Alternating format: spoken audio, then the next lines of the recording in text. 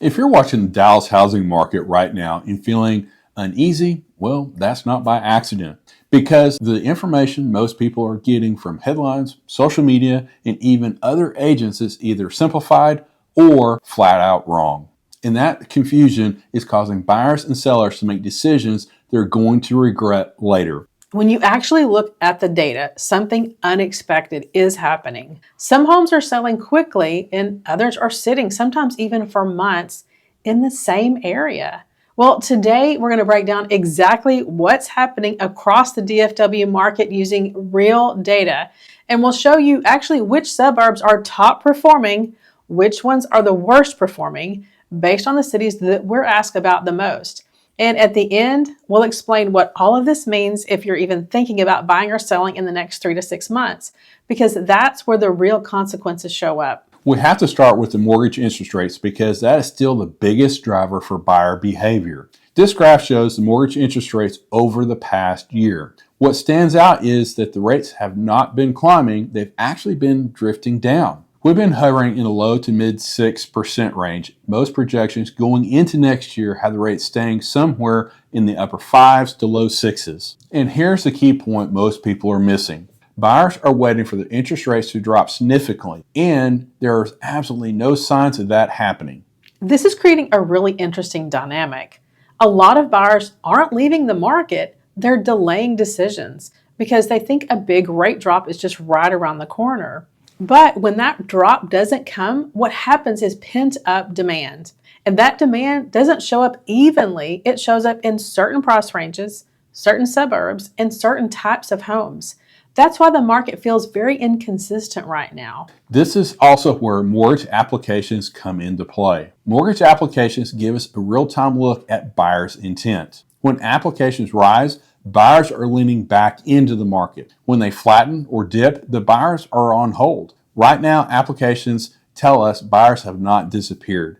They're cautious, rate sensitive, and far more selective than they were during the COVID years. And that mindset shapes everything you're about to see next. This graph shows total inventory across DFW. Inventory is clearly higher than it was a few years ago, and that's not a bad thing. From 2020 through early 2022, we were in an artificial market. Historically low rates, historically low inventory, and buyers competing aggressively.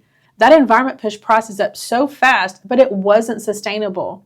What we're seeing now is inventory rebuilding toward normal, healthier levels, something we have not seen since 2019. This graph shows new listings coming onto the market. Sellers are still listing, so there's no panic there. But many sellers are still anchored to the 2022 or early 2023 pricing while buyers are living in today's market. That disconnect is one of the biggest reasons we're seeing homes sit longer and have more price reductions or be removed from the market completely. Pending sales shows us what buyers are doing right now. You can see activity is lower than the peak years, but it has not fallen off of a cliff. Buyers are active, just cautious. They're choosing carefully instead of rushing. Now, the closed home sales confirm that homes are still moving in the DFW area, that this is not a frozen market. It's a market where sellers need to earn the buyer, something we have not seen in the last several years. This graph compares active listings to homes that are actually selling. When inventory rises faster than home sales, time on market stretches out. That doesn't mean values are collapsing. It means buyers finally have leverage in some home situations, and that leverage shows up differently depending on location and price point. The median home sales price graph shows that prices have stabilized. We're no longer seeing massive year-over-year appreciation like we did during COVID, which hit 20% or more in some Dallas suburbs. Those gains were artificial. This is what a more normal market looks like. And this graph shows how close homes are selling to their original list price. And this is where condition matters again. Homes that are updated, well-maintained, and priced correctly are still selling quickly. But many homes sitting on the market simply don't justify their price. And buyers today are not willing to pay top dollar for a house that needs updating. Days on the market are up, and that is not a bad thing. It means buyers can think, compare, and negotiate. That's normal. This graph shows how many showings it takes to get an offer. And this is what balance looks like. And this graph shows what happens when homes miss the market early. The longer they sit, the more likely they are to sell for less, not because the market collapsed, but because pricing had to adjust. We helped a client to sell their house this year that had unfortunately gotten some bad pricing advice from an agent that they had hired to sell their house back in 2024. They wound up adjusting their price again and again and again. They got caught when the market had started the correction and they were chasing it. We have seen this a lot recently because 70% of real estate agents have never been through a shifting or changing market. So they don't know what it looks like or how to deal with it. And they're giving their seller clients some really bad advice to just keep doing open houses or stick to the asking price. You know, since the house down the street sold for more last year, this is costing some homeowners thousands of dollars and a lot of stress that is not even necessary. Now, this graph shows the hidden cost of waiting. Waiting feels safe, but it often isn't neutral, especially when pricing doesn't match today's market. This graph shows months of inventory. This tells us how long it will take to sell everything at current pace.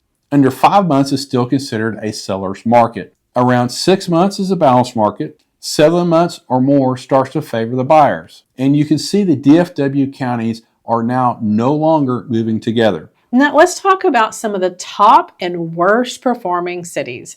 Based on months of inventory, here are some of the top performing suburbs right now, based on the suburbs that we're asked about the most.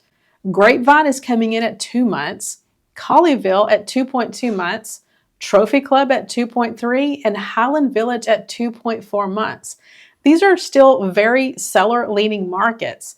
On the other end of the spectrum, here are some of the worst performing suburbs, again, based on the cities we're asked about the most.